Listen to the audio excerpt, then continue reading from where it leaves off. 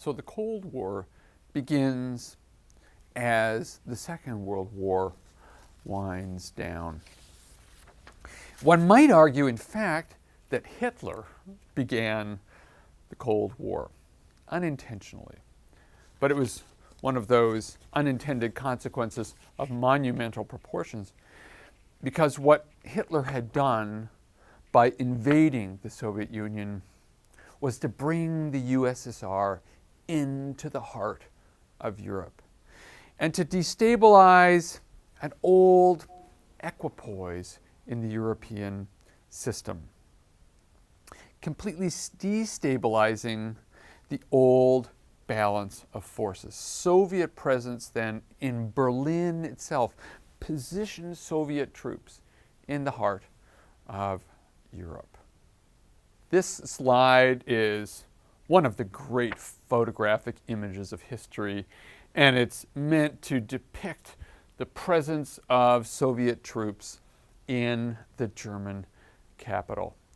And this completely destabilized the old balance of forces in Europe, among other things, because now, having vanquished Germany, the USSR itself wanted a peace that would last. And from Stalin's calculation, a lasting peace required a lasting Soviet presence in the heartland of Europe. The quest now, and it's understandable, was, from the point of the Soviet Union, having lost so much, was to make sure that nothing like this would ever happen again. The quest for security intensified the drive on the part of the Soviets to stay put. They were not going to let something like this happen. And one way to do that was to create a buffer zone, to create an entire zone out of Central and Eastern Europe that would buffer the Soviet Union from future foes coming from the West. And in fact, this was the insight that one of the shrewdest observers of Soviet strategy and Soviet behavior observed.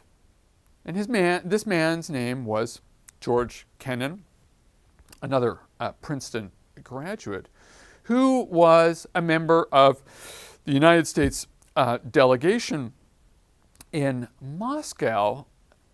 And his concern was, observing Soviet strategy, was that the Russians displayed a practice and outlook to foreign policy that the United States and the rest of the so-called West had to take into consideration.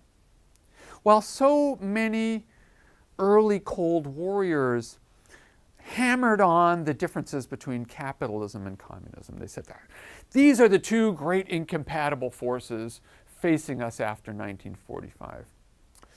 And what Kennan said was, actually, there's much more at stake. True, ideology matters. He didn't want to discount the power that capitalism versus communism played. But he pointed out that there was a much more basic urge that the Russians felt. And that, in fact, it's an urge that one can see on display from the 18th century onwards. That is, ambitions on the part of the Russian Empire, now reconstituted as a Soviet empire, very different from that earlier Leninist rhetoric about a union of Soviet socialist republics. No, now what Stalin was doing was reconstituting the USSR now as an empire seeking to control the borderlands to create buffers between the Soviet Union and its foe. And so it was not so much ideology as much as it was, in a sense, a tradition of security concerns that was sewn into the peculiar place in which Russia was located in the Afro-Eurasian system itself. From a global perspective, one might say, George Kennan was trying to read the outlook. And this was inscribed in one of the most famous memoranda of history. It was a memo that Kennan wrote to Washington in 1946. a telegram, and maybe we can just hold on this for a bit, Lance, so people can read this. This is from Moscow. So Kennan is in Moscow after the war. He is a student of Russian history, language, and literature. So he's an astute observer. And in this telegram, he notes, if you can spend some time reading the text, that one of the underlying principles of Soviet foreign policy is this quest for expansion for defensive purposes. The kernels of this famous telegram from 1946 would later appear in a very famous magazine called Foreign Affairs in 1947. But because George Kennan was a member of the State Department serving abroad, he couldn't actually appear as a signature to the article, so he signs it as X. One of the most famous articles written with a famous pseudonym in history, in which he spelled out the nature of Soviet foreign policy.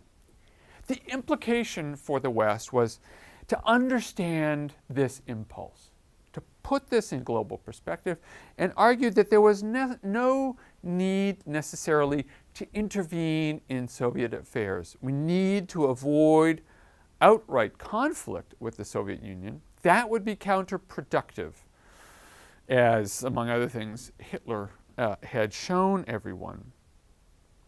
And he challenged then the West to roll out a different approach, one that would shape the future of the Cold War itself. Again, and the point I'm making is that even as the Second World War is scaling down, the nature of the conflict to emerge is beginning to take shape. And Kennan's argument was for the principles called containment. We should not be directly confronting the Soviet Union. Rather, we should understand that the Soviet Union wants buffer zones and spheres of influence for its own security, and let's contain the Soviet Union there. Right? Hem the USSR into its orbit and focus on not letting it spill over. And so, one of the consequences, Kennan argued, let the Eastern European countries go. Let it go. Let them become part of the Soviet orbit.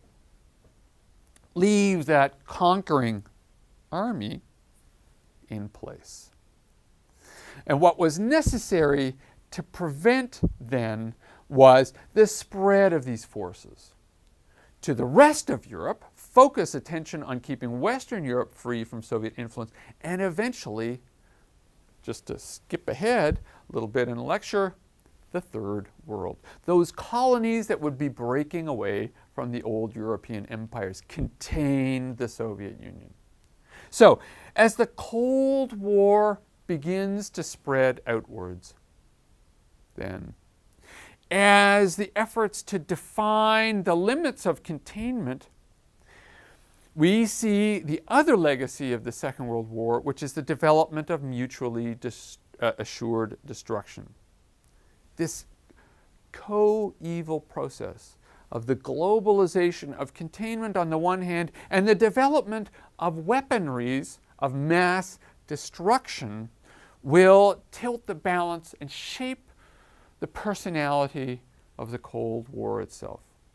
Eventually, Great Britain, France, Israel, India, China, Pakistan, and now we're worrying about Iran and North Korea, will seek to develop weapons of mass destruction for themselves.